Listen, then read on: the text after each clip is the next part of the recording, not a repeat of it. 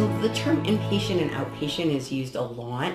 I think they're great terms because they're easily understood to some extent, but I think I resist the terms because they tend to medicalize, and I think we've done a disservice, and we are part of a healthcare system, and certainly that's terminology that applies in healthcare, right? And we are part of a healthcare system, so I get that.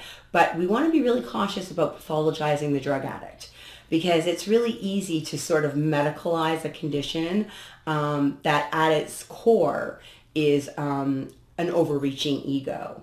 And a simple spiritual solution can be more effective. So when we medicalize too much, we leave out that missing ingredient of like connecting with the existential.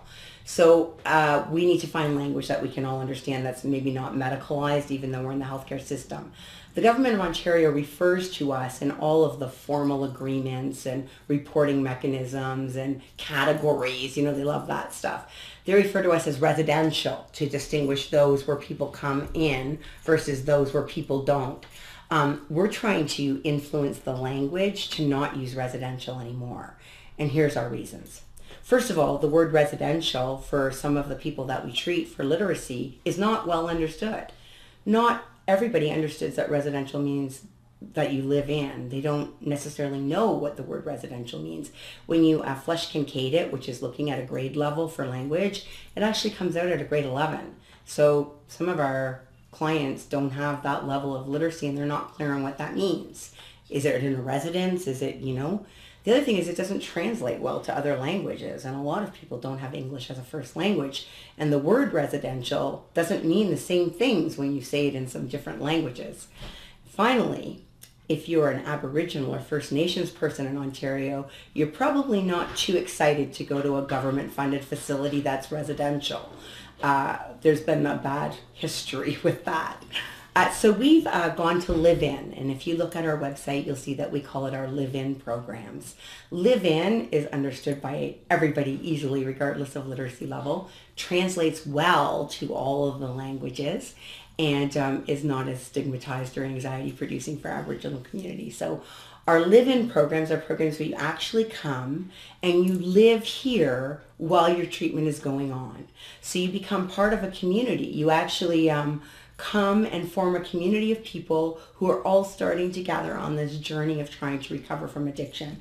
And it's called a milieu therapy, or therapeutic community, which means that we can do a lot of counseling with you, like psychotherapy, but it doesn't have the same benefit as being able to work with you in real time based on your everyday life.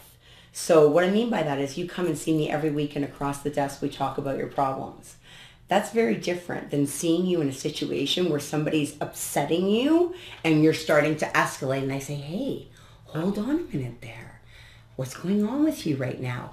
It's about an opportunity to interact with people on applying the strategies and tools for coping in their lives while they carry out their lives, rather than these staged interactions. And that's why the acuity is higher, because the people that we treat are not in a place where they can compartmentalize their challenges and bring them across the desk every week. So we bring them here, we throw 24 men and 16 women together in a facility, and we have all kinds of opportunity to experience interpersonal conflict and difficulties, and we eat together, they sleep together, they play together, and they recover together. And it's not just the value of what we bring, it's what they learn from each other and how they contribute to each other. Like, that happened to me. Oh my gosh, like, I know what that feels like, and supporting each other. And that's critical to their success, because when they leave here, we're not going to be there anymore. They're going to have to learn to connect with other people and to support each other and to make each other stronger. Community-based treatment, so that's the part of treatment where you don't actually live in. So you're not being treated as part of your daily living. That's the part where you come and you have focused times and activities that are based on recovering.